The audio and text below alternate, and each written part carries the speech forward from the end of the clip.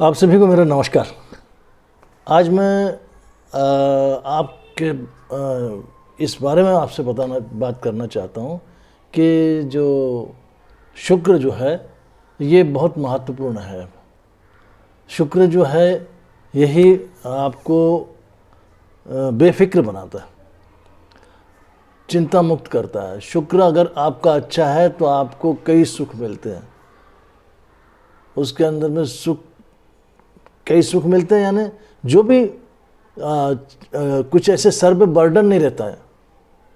मनुष्य जो है, जिस भी जातक की कुंडली में शुक्र की कंडीशन बहुत अच्छी होती है, बहुत अच्छा शुक्र यानी जिस पर शनि की दृष्टि नहीं है, जिसके साथ कोई मेलेफिक यानी नेगेटिव प्लैनेट नहीं है, ऐसा शुक्र जो है बहुत सुख देता है। बहुत सुख, ऐसा ज़रूरी नहीं कि अरबोपति करोड़पति रहेगा, लेकिन उसके सर पे लाइबिलिटीज़ नहीं रहती, जिम्मेदारियां नहीं रहती। अगर बच्चियां हैं, शादी होकर के ऐसे ससुराल मिलेंगे, उनको अपने घर में खुश रहेगी। तो ये है शुक्र। शुक्र क्या है? फिर आपको वाहन का सुख देता है।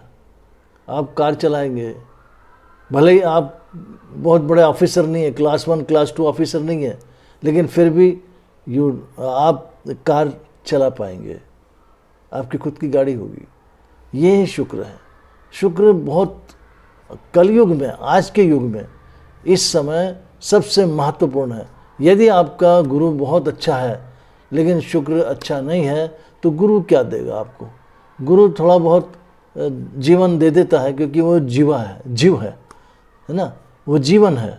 तो गुरु में क्या है? जीवन है। जीवन है तो जीवन तो कई तरह का होता है, उसमें आनंद है नहीं है, खुशी है नहीं है, चिंता के साथ भरा हुआ जीवन है, सर पे बोझ है, जिम्मेदारियां हैं, ऐसा भरा हुआ जीवन है। तो ये गुरु से आपको जीवन मिलता है, संतति मिलती है, भाग्य मिलता है। लेकिन भाग्य कैसा? भाग्य जो है उसमें शक्ति जो है देने वाला, जो उसका सुख जो है, भाग्य का परिणाम अच्छा देने वाला, ये शुक्र ही है। बस शुक्र आपका पीड़ित नहीं होना चाहिए। अगर शुक्र आपका कन्या राशि में बैठ गया है, या शुक्र आपका छठे भाव में बैठा है, या शुक्र आपका सूर्य के साथ अस्त हो गया है, या शनि की दृष्टि में आ गया है, तो आपको शुक्र मज़ा नहीं देता, आप एंजॉय नहीं कर पाते। एंजॉय का मतलब क्या है? आपको जो चीज़ें फैसिलिटी मिलती है उसका आप एडवांटेज नहीं ले सकते। जब भी आप सोचेंगे कि मेरे को ऑफिशियली ये फैसिलिटीज़ है, मैं इसका एडवांटेज लूँ कि मैं चलो भाई यहाँ घूमने जाता हूँ, वहाँ घूमने जाता हूँ, आप नहीं जा पाएंगे। क्योंकि शुक्र जो है ये आनंद का कारक है। शनि की दृष्टि अगर उस पर आ जाती है तो आपको दुख का परसेंटेज बढ़ जाता है। जब भी आप कोई एंजॉयमेंट करना चाहेंगे तो ऐसी घटना आ जाएगी, आप मान लीजिए चाहते हो कि गिटार सीख लें यार, कुछ म्यूज़िक के इसमें चले जाए, एक रहता ना, सब देख देख के अपन ऑर्केस्ट्रा देखते, ये देखते कोई बजाता हुआ, तो लगता है कि चलो भाई गिटार सीखता हूँ मैं, या कोई सोचते हैं कि वो कैसियो बजाना सीख जाऊँ। लेकिन आप देखना, अगर शुक्र आपका ख़राब है तो आप जाएंगे ना, क्लास ज्वाइन करेंगे, क्लास तो कर लेंगे, पैसा आपकी जेब से जाएगा, लेकिन ऐसा हो जाएगा आधे में सब छूट जाएगा अगर शुक्र पर शनि की दृष्टि है तो। क्योंकि शनि क्या है? शनि दुख का कारक है और सुख का भी कारक है, लेकिन शनि जो है उसका सुख अलग है। तो ये सब चीज़ें जो है इसमें जीवन में शुक्र का शुद्ध होना, शुद्ध यानी उस पर गुरु की दृष्टि रहेगी तो भी चलेगा, लेकिन चंद्रमा की दृष्टि है तो भी चलेगा, लेकिन शुक्र अस्त नहीं होना चाहिए, शुक्र नीच राशि में नहीं बैठना चाहिए, और शुक्र जो है राहु के साथ या खराब ग्रहों के साथ नहीं बैठना चाहिए। तो शुक्र आपको ज़रूरी नहीं है कि आप बहुत पैसे वाले हो, एक सुंदर जीवन देता है, संतुष्टि से भरा हुआ जीवन देता है। गुरु आपका कितना भी अच्छा हो, लेकिन जीवन में संतोष नहीं रहता, क्योंकि गुरु का रोल अलग है, वो एजुकेशन है, ज्ञान है, बुद्धि है, तो वो वहाँ ठीक है। अब गुरु जी है हमको जो पढ़ाने आते हैं वो हमारे गुरु है। गुरु यानी हमसे बड़े। तो गुरु क्या है? गुरु जो है वो ज्ञान देते हैं। लेकिन कई बार ऐसा होता है कि गुरु जी की हालत ऐसी होती है, बेचारे गरीब होते हैं, परेशान होते हैं और कई चीज़ों में फंसे हुए रहते हैं।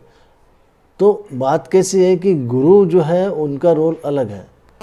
उनके जीवन में गुरु जो है अच्छा है तो क्या है, गंभीरता देगा आपको, सीरियसनेस देगा। आप ज़्यादा एंजॉय नहीं कर सकते, सीरियसनेस बोले तो हंसी ज़्यादा नहीं एंजॉय कर पाएंगे। लेकिन शुक्र क्या है, आपको एंटरटेनमेंट देता है, हंसी देता है और खुशी देता है। गुरु खुशी देगा कैसी देगा? आपको संतान होगी, लेकिन संतान के वजह से फिर आपको दुख पैदा हो जाएगा। इसलिए आज के युग में इन दिस प्रेजेंट टाइम जो अभी युग चल रहा है ना, इसके अंदर में जो है शुक्र का अच्छा होना।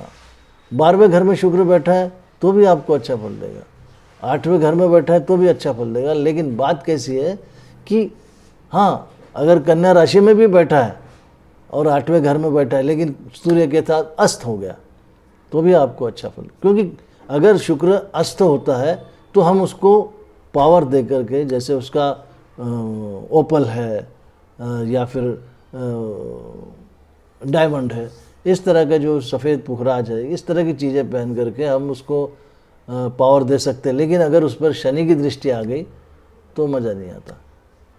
शनि की दृष्टि नहीं रहना चाहिए, ये सबसे इम्पोर्टेंट है। वो भले ही शुक्र अपने घर में बैठा हो, कन्या लग्न की कुंडली में शुक्र मान लीजिए अगर दूसरे भाव में बैठा है, यानी अपने घर में बैठा है, सातवें तुला राशि में बैठा है, तो यदि उस पर शनि की दृष्टि बैठ जाए, शनि की दृष्टि 10वीं हो, 3री हो या 7वीं हो, कोई भी दृष्टि से शनि उसको देख रहा है, तो शनि का काम क्या है, जहाँ बैठता है वहाँ प्रभाव अच्छा देता है, लेकिन जहाँ जहाँ देखता है वहाँ वहाँ वो कष्ट देता है। कारण कैसा है कि शनि जो है ये इसके चारों तरफ एक वलय होते हैं, वो डस्ट पार्टिकल है, बड़े बड़े डस्ट पार्टिकल में जैसे टुकड़े हैं बहुत सारे ऐसे जो उसके चारों तरफ घूमते रहते हैं। अब शनि जहाँ बैठा है वहाँ तो घूम रहा है, लेकिन वो चीज़ें उसके चारों तरफ बिखर रही है। तो ऐसे जहाँ जहाँ उसका वो जाता है, दृष्टि जाती है, वहाँ वहाँ वो धूल उसकी फैल जाती है, दुख फैल जाता है। तो इसलिए शुक्र शुद्ध होना चाहिए, जीवन में आपको कोई तकलीफ नहीं रहेगी। 2 लड़कियां रहेंगी, दोनों की शादी हो जाएंगी, आप बढ़िया 4 व्हीलर में घूमेंगे, घरदार रहेगा, प्रॉपर्टी की कमी नहीं रहेगी। भले ही आप अरबोपति, करोड़पति, अंबानी, अडानी ना हो, लेकिन फिर भी एक सुंदर सा टेंशन फ्री लाइफ आप जीते हैं।